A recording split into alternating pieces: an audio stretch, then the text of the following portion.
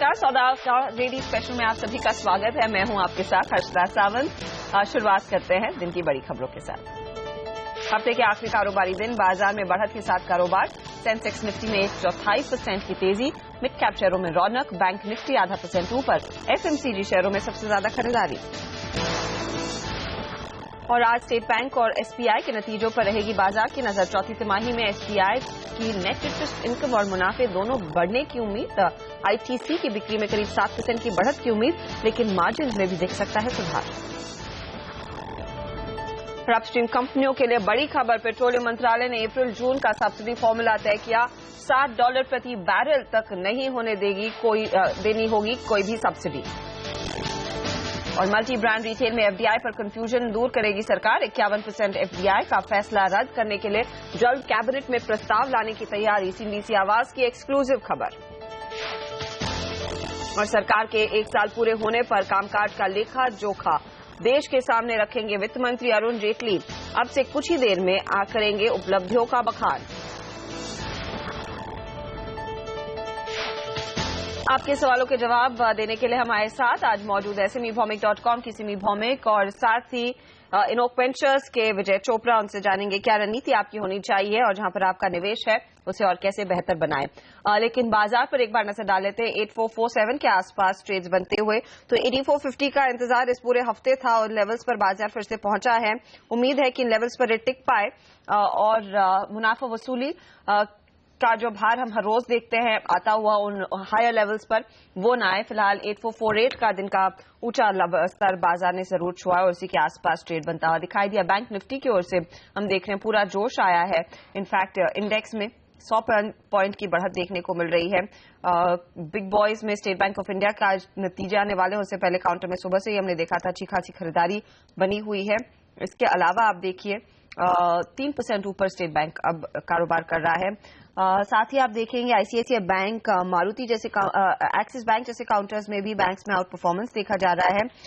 ITC second best traded stock है आज का। नतीजों का इंतजार यहां पर हो रहा है।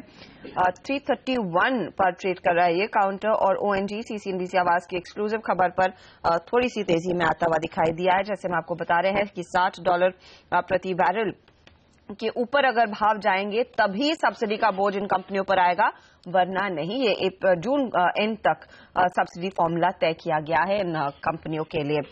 लेकिन फटाफट मार्केट पर एक चेक ले लेते हैं। सिमी 8448 को छूने के बाद बाजार उन्हीं लेवल्स के आसपास मंडरा रहा है। क्या ऐसा माहौल दिख रहा है कि 8450 जो अब आ गया है स्क्रीन पर, इस लेवल को देख लॉन्ग पोजीशन में ले आए?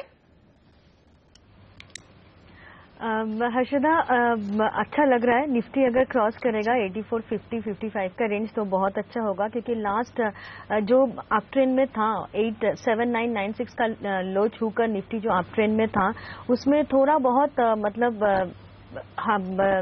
ब्रीदर लिया था। लास्ट 2 ट्रेडिंग सेशंस में निफ्टी एकदम नैरो रेंज में काम किया था। 50 पॉइंट का भी रेंज नहीं था, जिसमें निफ्टी 8390 के आसपास सपोर्ट ले रहा था और 8440 के आसपास रेजिस्टेंस ले रहा था। आज फाइनली जाके देखो क्रॉस हो ही गया है और मेजर ब्रेकआउट हुआ है। मुझे लगता है कि यहाँ पे अगर 5 मिनट और सस्टेन करे तो नेक्स्ट निफ्टी का जो रेजिस्टेंस होगा वो 8480 से 8510 के बीच में आ सकता है। इनफैक्ट हर्षदा, आज अगर क्लोजिंग 8450 के ऊपर होता है तो एक मेजर ब्रेकआउट डेली चार्ट में देखने को मिलेगा।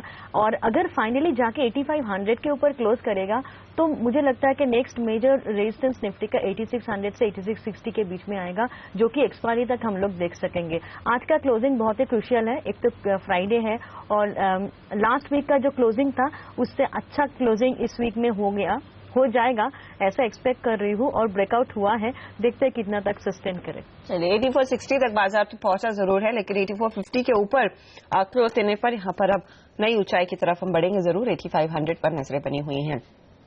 सवाल जवाब का सिलसिला शुरू करते हैं। मीनू हमारे साथ दिल्ली से जुड़ रहे हैं। मीनू नमस्कार, पूछिए अपना सवाल।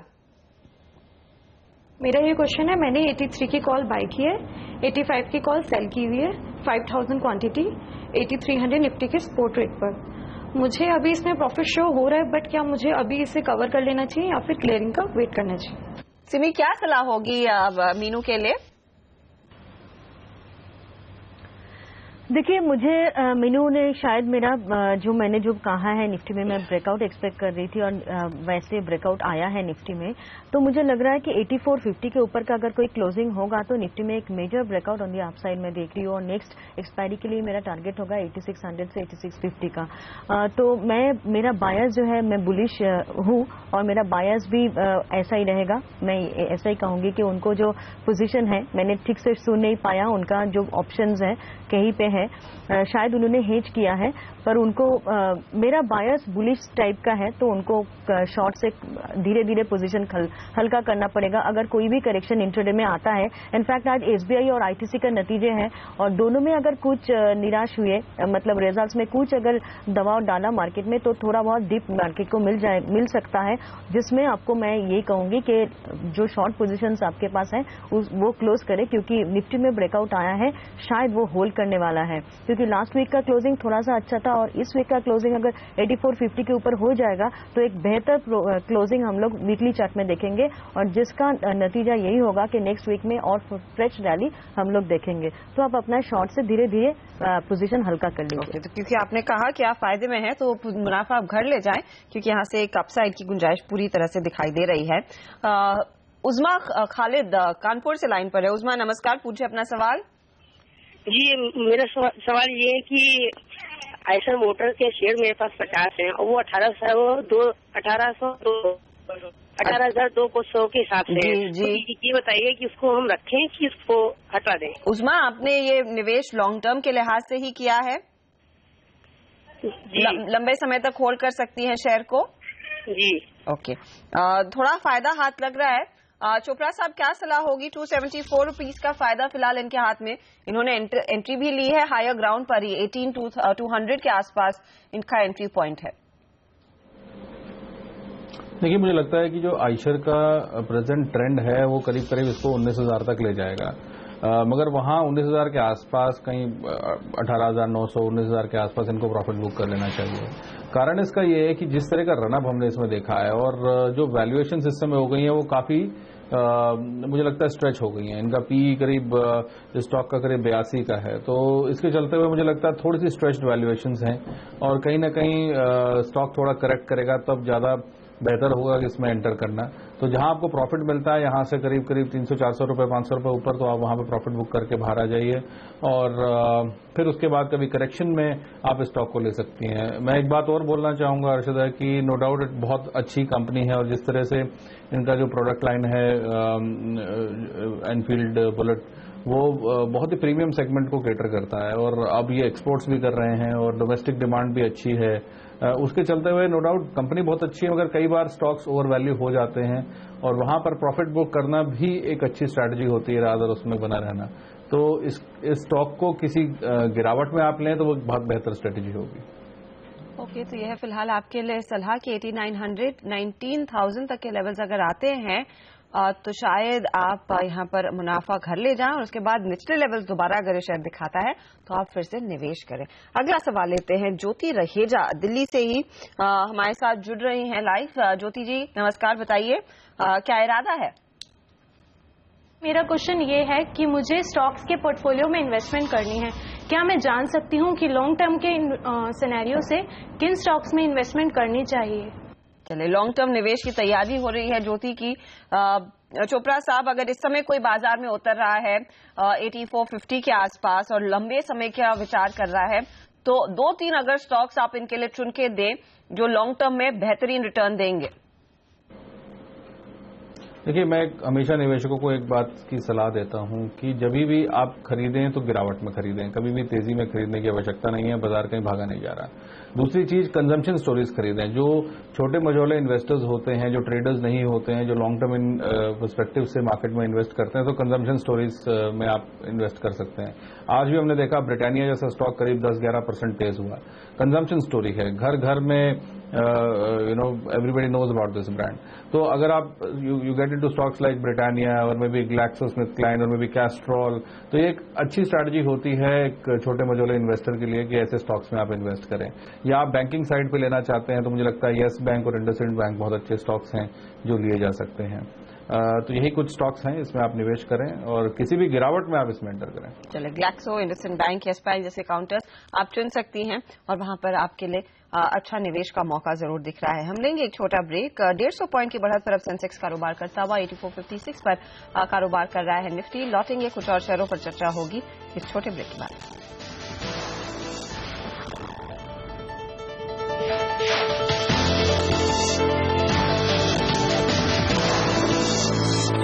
सरकार के 1 साल पूरे होने पर रिलायंस कैपिटल के चीफ इन्वेस्टमेंट स्ट्रेटेजिस्ट मधु केला से बात कर रहे हैं हमारे मार्केट एडिटर अनिल सिंह भी। सीधे वहीं चलते हैं। ये पैसा जो सरकार के भी काफी सारे प्रोजेक्ट अटके हुए हैं, प्राइवेट सेक्टर के भी काफी सारे प्रोजेक्ट अटके हुए हैं, तो ये जब तक ये पैसा रोटेशन में नहीं आएगा ना, तब तक के लोगों को हौसला नहीं मिलेगा। क्योंकि अगर मैंने 25,000 करोड़ लगा के रखा है, उसमें मेरा रिटर्न 0 है, तो मैं और कहां से नया इन्वेस्टमेंट करूंगा। तो मैं ये चाहूंगा कि, और ये मैं वॉच भी कर रहा हूं कि कम से कम ये जो इंस्टॉल प्रोजेक्ट है और इसमें जो पैसा अटका हुआ है, इसको कैसे सरकार उसका जो भी आपको हल निकालना है। कुछ केसेस में हो सकता है आपको ये बोलना पड़ेगा भाई आपका इक्विटी रिटर्न 0 हो गया, पर एक बार आदमी को अगर एसेट लगा हुआ है तो कोई तो चलाए। फिर अगर वो आदमी ठीक से नहीं चला पा रहा है तो कोई तो चलाए उसको। तो पहला ये मैं देखूंगा कि ये क्लियर हो रहा है कि नहीं हो रहा है। दूसरा, of course GST is very important, sentiment के हिसाब से भी और रियल लाइफ के हिसाब से भी जीएसटी बहुत इंपॉर्टेंट है। बाजार का मूड काफी हद तक इसी चीज ने बिगाड़ा कि जीएसटी बिल को हम ये समझते थे कि बड़े आसानी से हो जाएगा, इसमें तो दिक्कत नहीं आने वाली है। लैंड एक्विजिशन में चलो फिर भी दिक्कतें थी, लेकिन ऐसा लग रहा है कि जो आसान काम है वो भी सरकार को करने में मुश्किल आ रही है। नहीं, आप देखो इसमें अगेन इसको प्रैक्टिकली अगर देखो तो सरकार तो अपनी तरीके से कोशिश कर रही है ना, पर अपोजिशन भी अपनी पूरी कोशिश कर रहा है। अल्टीमेटली अब तो ये तो देश के हित से ज्यादा पॉलिटिक्स हो गया है, बराबर ना, कि भाई बहुत सारी चीजें मुझे जो लग रहा है कि पॉलिटिकली इंटेंगल्ड हो गई है रादर देन सरकार की कोशिश में कोई कमी नहीं है। और मुझे लगता है 100% जिस हिसाब से इनका डिटर्मिनेशन है to push it, worst come to worst क्या होगा, ज्वाइंट पार्लियामेंट सेशन बुलाना पड़ेगा और ज्वाइंट पार्लियामेंट सेशन में 2-4 महीना आगे पीछे तो क्लियर हो ही जाने वाला है। तो मुझे लगता है कि ये जो टाइम निकल गया ना अनिल जी, जैसा बाजार को ये उम्मीद थी, लोगों को ये उम्मीद थी कि ये आएंगे और फटाफट ये सब बिल अपने आप क्लियर हो जाएगा। मतलब market and people in general way not anticipating कि भाई इतना ज्यादा रेजिस्टेंस अपोजिशन से इन बिल्स के ऊपर भी आएगा या इतना ज्यादा ये पॉलिटिसाइज हो जाएगा।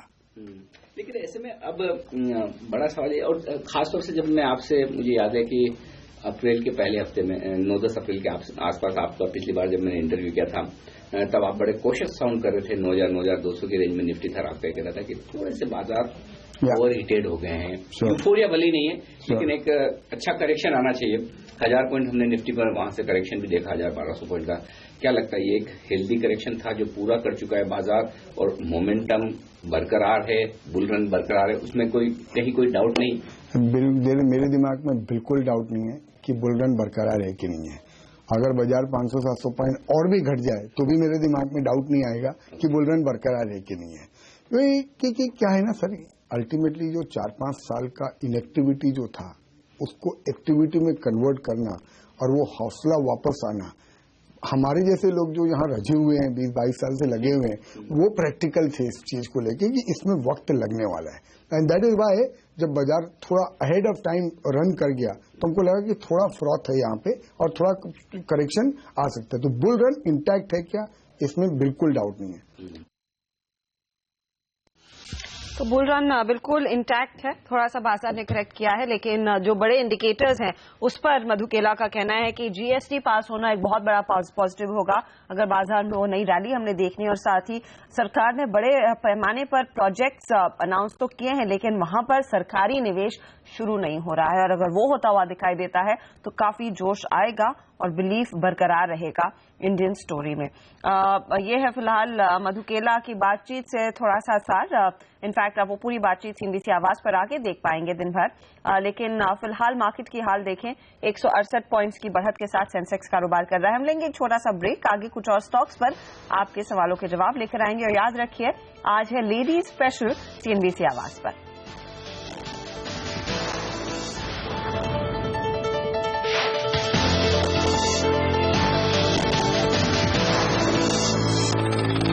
आप देख रहे हैं सौदा आपका लेडी स्पेशल। हमारे साथ एक और महिला दर्शक दिल्ली से ही जुड़ रही हैं, यह है अनुराधा। अनुराधा नमस्कार। मेरा क्वेश्चन ये है, मैंने पीटीसी इंडिया लिया था 60 रुपीज में 2000 शेयर। मैं शॉर्ट टर्म गेन चाह रही हूँ इसके अंदर, तो क्या ये पॉसिबल है और मुझे किसी और स्टॉक में देखना चाहिए? पीटीसी शॉर्ट टर्म गेम 60 पर लिया, आज 58 का भाव है, 68 का भाव है, माफ कीजिएगा। हल्का सा मुनाफा हाथ तो लगा है, लेकिन अगर आप इन्हें सिमी प्लीज एक स्टॉप लॉस सुझा सके और कितना अपसाइड दिख रहा है चार्ट पर इस स्टॉक में?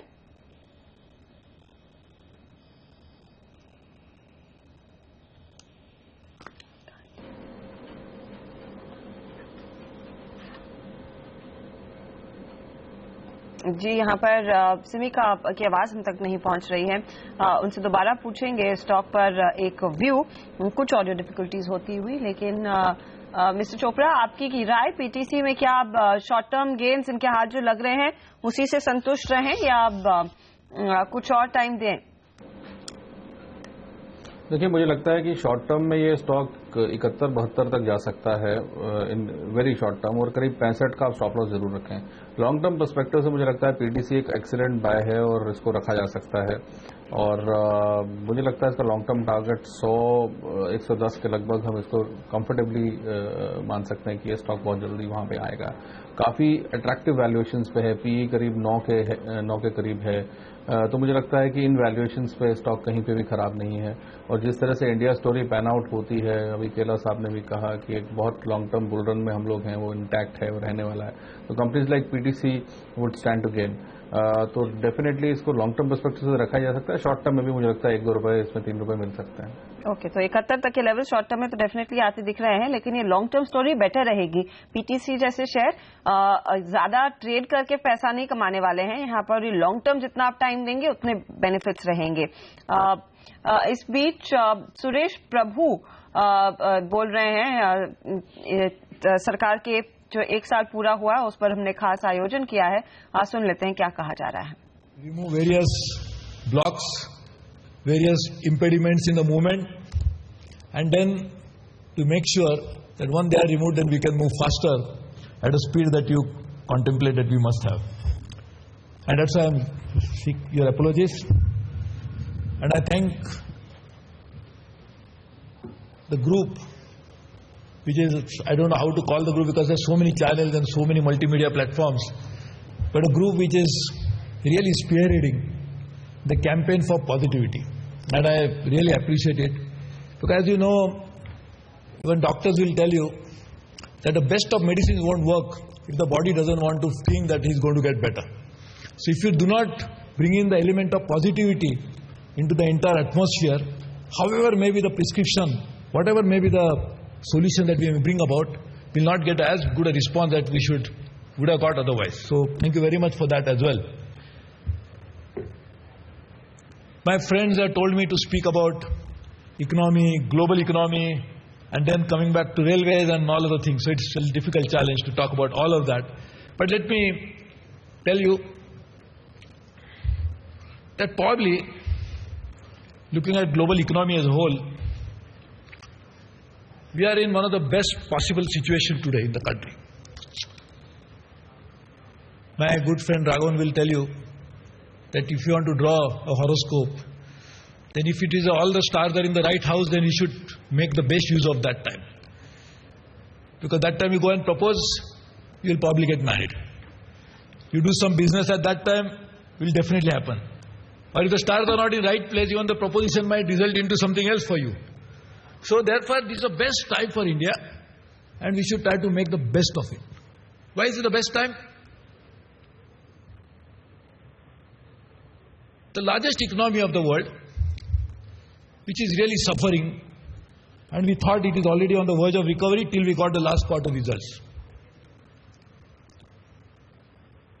US growing at more than 1%, 2% is a significant one, because that itself adds to huge global output because they are the largest economy.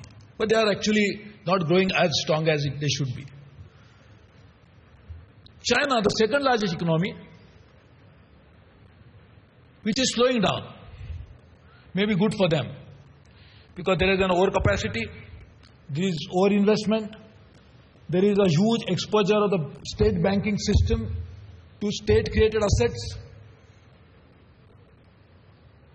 To finance the state-created assets, there has been a depressed interest rate deliberately provided to the household savers. And as you know, the China saving rate is as high as 50%. To finance it. That's why the Chinese citizens are now trying to find out a way out and try to use grey banking. That is driving the housing bubble which was created by the fact that there was an overcapacity, people wanted to buy housing. So China is slowing down and maybe good for them.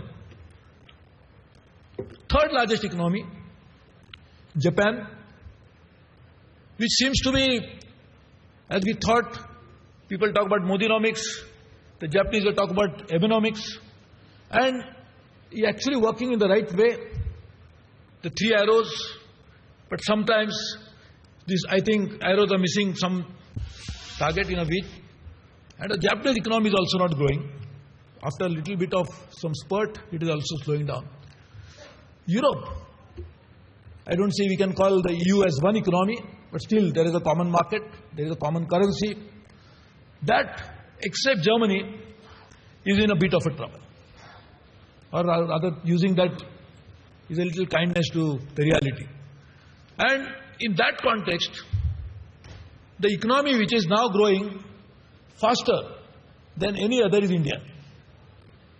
And at a time when we are growing, that means the domestic demand will grow.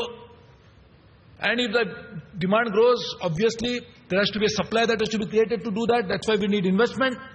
And to make those investments, there will be a possibility of availability of a global capital of unmanageable proportion, unimaginable proportion. Why? Because all the economies which are slowing down have also got capacity to invest.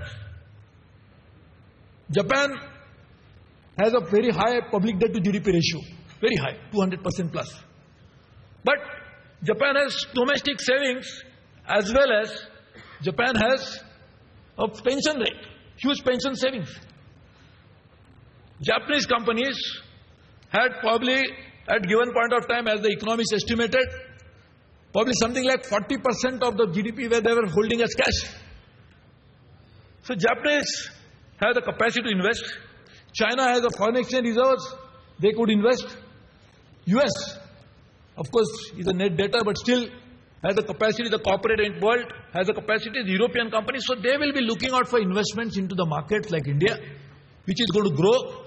And at a time when India needs also to supplement a domestic saving which had fallen over a period of time to actually make this thing happen. So India is now poised in a very favorable situation to take advantage of the global scenario. I was saying all the time that we were hit by headwinds for too long because the global currents were hitting us not so well. But now there is a tailwind and we could really benefit from it provided we put everything in order. To put that in order, last 1 year, our government worked on quite a few things. I was saying there was the first problem was to bring in this positivity. Everybody, few months ago, a year ago, if you hear anybody, they're all saying that we don't want to invest, we don't want to do anything because nothing is going to happen, and if anything is going to happen, that will happen the wrong way. And that was the reality, perception, and people were swayed by that. To change that was not easy.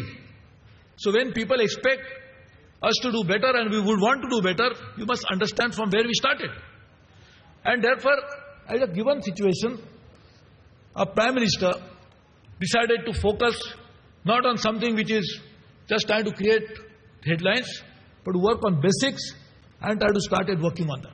One of the first things that the government did was to ensure that our banking system is insulated from the challenges that the economy was facing. In fact, when there was a Southeast Asian economic crisis, when the capital flow happened, Indian banking system was not affected. Of course, I used to say, anyway, so that was not affected. Now, banks were exposed to high investment in infrastructure projects. And as you know, there's a mismatch. The banks, by definition, normally borrow, which is their time and demand liabilities, of not more than 5 years. And no infrastructure project can ever be serviced within 5 years. So you have to lend to an infrastructure sector. You must always keep in mind that probably, ideally, the repayment should be after 15 years or something like this. If not the entire period, but at least the tenure should be long enough. But we didn't have an instrument like this. And therefore the bank system was exposed, and therefore the equity of the promoters, which in turn was anyway part of a debt taken from somebody else, and the debt, which is the banking system exposure, was completely in mess. So Prime Minister himself presided over meetings and tried to untangle this situation. And it has happened in a significant way. The second challenge was a huge current account deficit. Now, the current account deficit was putting so much of pressure on so many other sectors. Thankfully, that has eased down, also because of some of the global trend, but also because of domestic action. Thirdly, there was a huge fiscal deficit. And the fiscal deficit was also putting serious challenges. We have actually tried to abate it at a time when we are given more than half of the divisible pool to the states. This is unprecedented. That the first time in India, of the divisible pool of the taxation that we have in the country,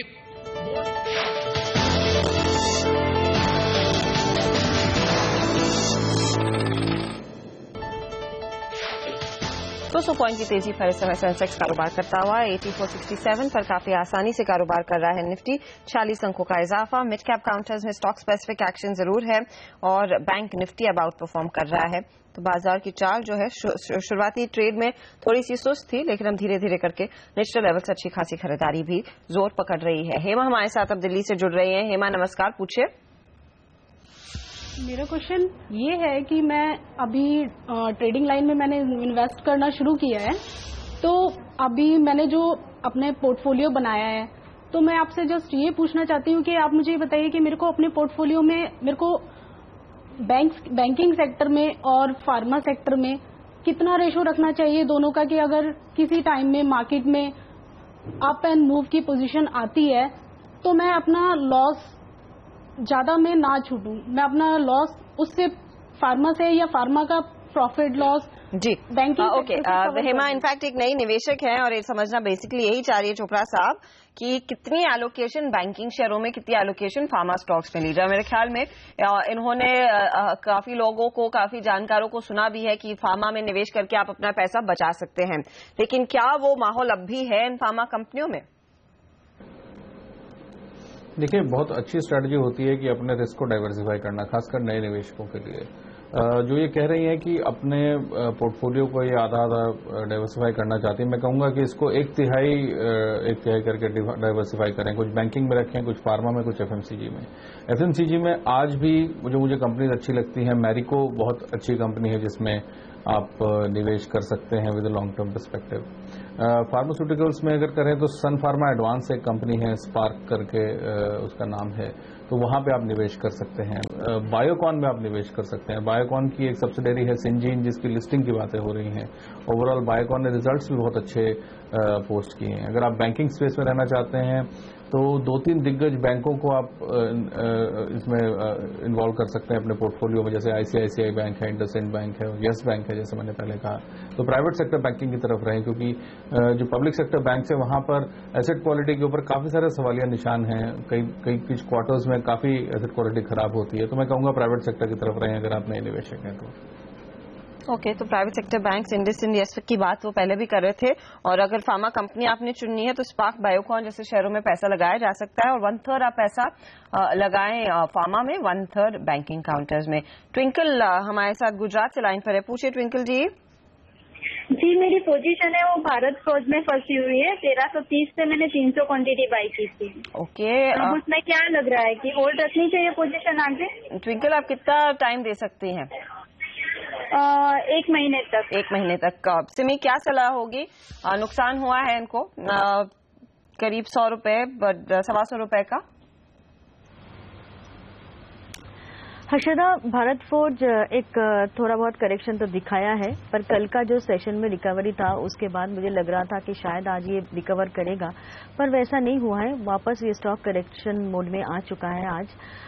अब मैं आपको क्योंकि आपका position बहुत ही short term के लिए 1 महीने के लिए है, तो इसलिए मैं आपको एक स्टॉप लॉस फॉलो करने के लिए कहूंगी। इनफैक्ट कल का जो लो था 1217 का, अगर वो लो टूट गया तो इसमें फ्रेश वीकनेस आ सकता है और हो सकता है कि ये स्टॉक 1170-80 तक चला जाए। इसलिए आप 1217 के नीचे चाहे तो आप 1210 के नीचे स्टॉप लगा के इस पोजीशन में बने रहे। अगर आपको कोई रिकवरी रैली मिलता है, ये स्टॉक रिलीफ रैली में 1300 तक भी जा सकता है, 1280 से 1300 तक, तो वहां पे जरूर अपना पोजीशन क्लोज कीजिए। पर 1210 के नीचे इस स्टॉक में बने मत रहिए, क्योंकि ये स्टॉक फ्रेश वीकनेस दिखा सकता है उससे नीचे। ओके, 1280 तक का टाइम दीजिए, उन लेवल्स पर आप एग्जिट करें, क्योंकि यहाँ पर क्लियरली हमने देखा है प्रेशर आ चुका है। इनफैक्ट 1280 आपने कहा, राइट सिमी? हाँ, 1220 पर इस समय तो कारोबार कर रहा है, तो एग्जिट ही ना कर लें? बेटर यही होगा। नहीं, 1210 के नीचे स्टॉप लॉस लगा के फिर भी बने रह सकते हैं, क्योंकि कल का जो लो था वो 1217 के आसपास था। मैंने और 7 रुपया देखने के लिए कहा है। ओके, 1210 के नीचे एग्जिट कीजिए, क्योंकि 1210 के नीचे इसका फ्रेश डाउन साइड जो होगा वो 1180 से 1170 का हो सकता है। ओके, तो 1210 तक का इंतजार करें, अगर वो लेवल्स आते हैं तो आप एग्जिट कर लें, वरना आप चाहे तो एक हल्का सा पुल बैक आता है 1280 का, तो वहां पर भी एग्जिट कर सकती हैं। हम लेंगे एक छोटा ब्रेक, ऐसे कुछ और सवालों के साथ जल्द ही लौटेंगे।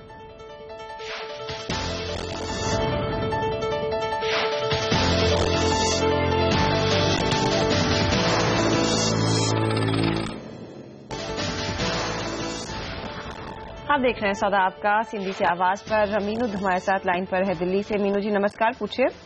नमस्ते मैम। बताइए मैम। 200 शेयर गति हैं 200 रुपए के रेट से। ओके। और एनटीपीसी हैं 234 के रेट से जी। 700 शेयर मैम, लेकिन बढ़ ही नहीं रहे हैं कि मैं क्या करूं, निकल जाऊं किसी और में चली जाऊं। तो मीनू जी, क्या आपको पैसों की जरूरत है इस समय, या फिर बस नुकसान देख के दर्द हो रहा है? नहीं मैम, मेरे को 6-7 साल हो गए ये बड़ा था, लेकिन मेरे समझ में नहीं आया निकालूं या नहीं निकालूं।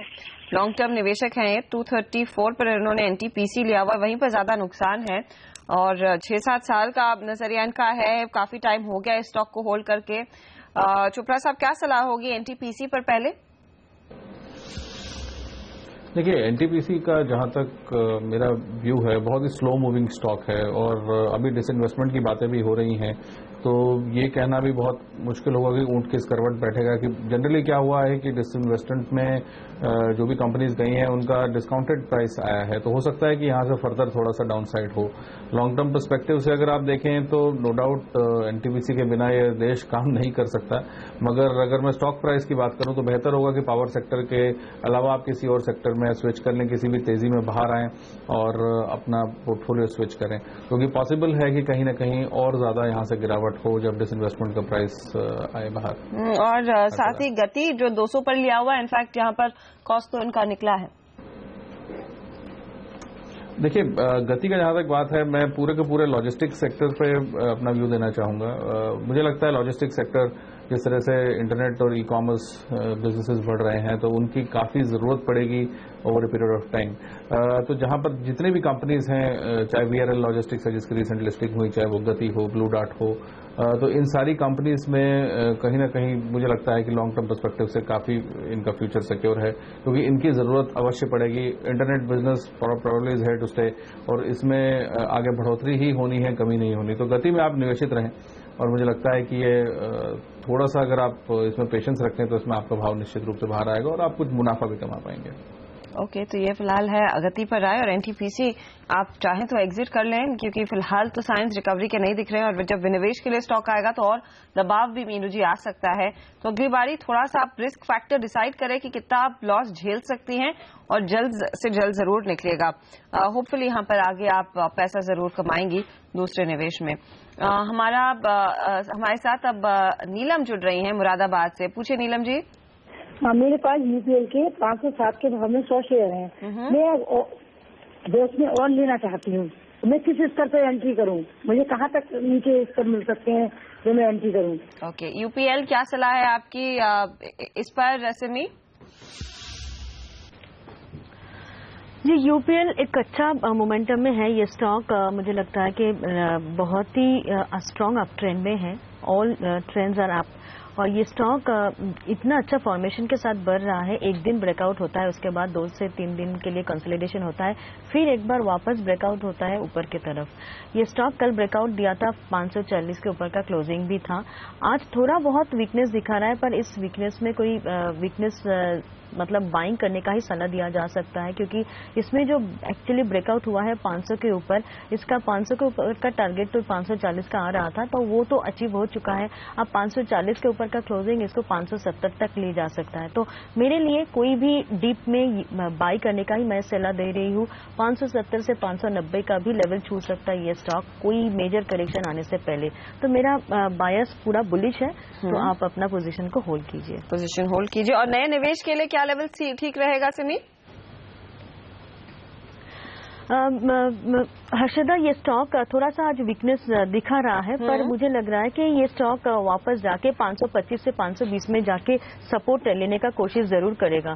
तो वहां पे अगर आता है, कोई फ्रेश पैसा अगर लगाना चाहता है, तो छोटा सा स्टॉप लॉस के साथ इसमें एंट्री ले सकते हैं। टारगेट होगा 570 से 90 का। ओके, 570-90 तक जाने की पूरी तैयारी में है शेयर, लेकिन अगर आपने नया पैसा लगाना है इसमें 520-25 के आसपास जब काउंटर दिखे तब आप खरीदारी कर सकते हैं। बहुत बहुत शुक्रिया चोपड़ा साहब और सिमी, आप दोनों का ही हमारे लिए समय निकालकर अपनी राय देने के लिए इन सब स्टॉक्स पर, और हमारी महिला दर्शकों को एक दिशा देने के लिए उनके निवेश पर भी। इसी के साथ लेंगे एक छोटा सा ब्रेक, लेकिन ब्रेक के बाद हमारे साथ जुड़ेंगे क्रिसिल के चीफ इकोनॉमिस्ट DK जोशी और साथ ही कुछ और जानकार विकास खिमानी भी हमारा साथ देंगे, और चर्चा होगी मोदी सरकार के 1 साल के कामकाज पर। याद रखिए 11:30 बजे आज वित्त मंत्री अरुण जेटली सरकार के पूरे 1 साल की जो भी उपलब्धियां हैं वो सामने पेश करने वाले हैं, और अनुमान ये भी लगाया जा रहा है कि आने वाले 4 सालों के लिए भी एजेंडा सामने रखा जाएगा।